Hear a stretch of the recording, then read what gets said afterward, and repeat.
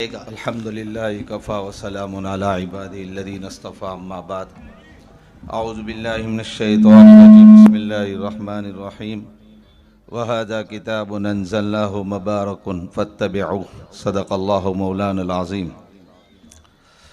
Stage पर जलवा अफरोज़ सलातीन इल्म व अमल हज़रात उलमाए किराम और मोहतरम हज़रात, सबसे पहले मैं ख़तीब मिल्लत और हमारे शहर गोधरा के मायनास ख़तीब हज़रत मौलाना शुएब साहब दामत बरकातहुम का शुक्रिया अदा करता हूँ कि जिन्होंने हमारी भी हौसला अफजाई फरमाई और साथ साथ दारुल उलूम बनाकपुर गोधरा के फ़ैज़ याफ्ता उलमाए किराम की भी हिम्मत अफजाई फरमाई। अल्लाह ताला इनकी खिदमत को कबूल फरमाए और हम सबको उनसे मुस्तफ़ीज़ होने की तौफ़ीक नसीब फरमाए।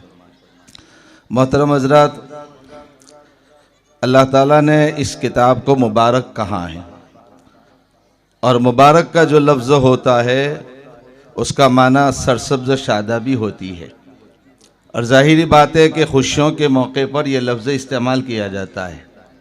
शादी के मौके पर भी कहा जाता है मुबारक, वलीमे के मौके पर कहा जाता है मुबारक, बच्चा पैदा होता है तो उस वक्त भी कहा जाता है मुबारक। सबसे बड़ी बात यह है कि जब बच्चा हाफिज़ कुरान हो तो उस वक्त भी हमें कहना चाहिए मुबारक, और ये बहुत बड़ी नेमत है।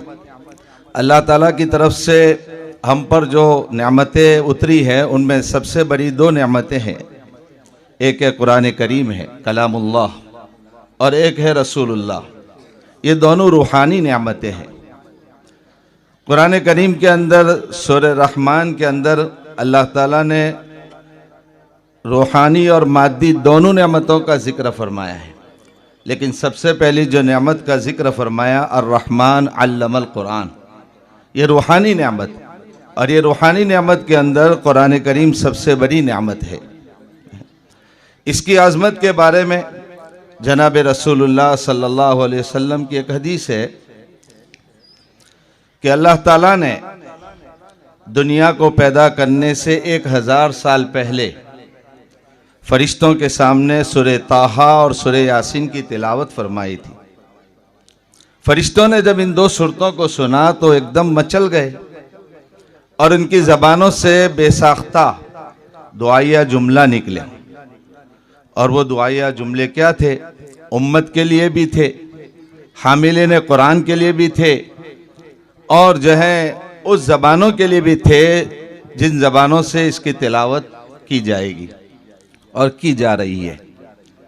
फरमाया आप अलैहिस्सलातु वस्सलाम ने हदीस के अंदर उस वक्त जो फरिश्तों ने जुमले इस्तेमाल फरमाए थे, फरमाया तूबा ले उम्मतिन यंज़िलु अलैहा, सादत मंदी है, खुशनसीबी है उस उम्मत के लिए जिसके ऊपर ये कुरान उतारा जाएगा।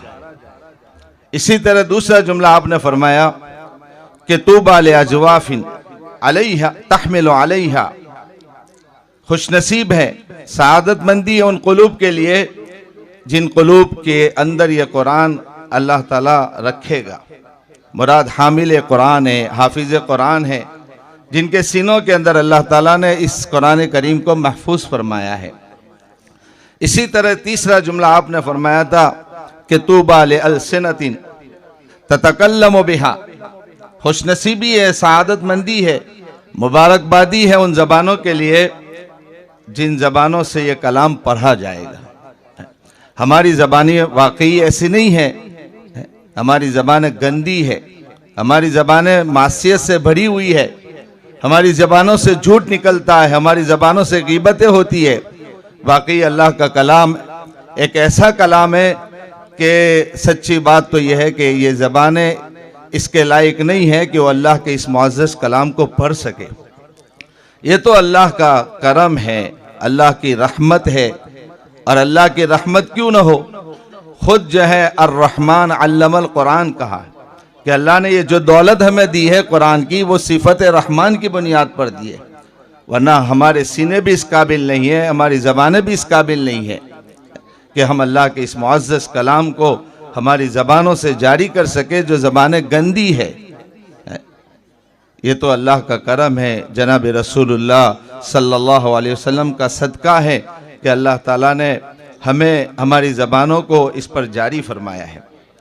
लिहाजा ज़रूरत है कि आज की इस मजलिस के अंदर हम इस हाफिज़ होने वाले बच्चे को मुबारकबादी पेश करेंगे। अल्लाह ताला इसको कबूल फरमाए और जैसे वो हाफिज़ कुरान बना ऐसे आमिल कुरान बनाए अल्लाह ताला, और उसके सदक़े में पूरी इस बस्ती को कुरान की नेमत से मालामाल फरमाए। व आखिर दावाना अनिल हम्दुलिल्लाह।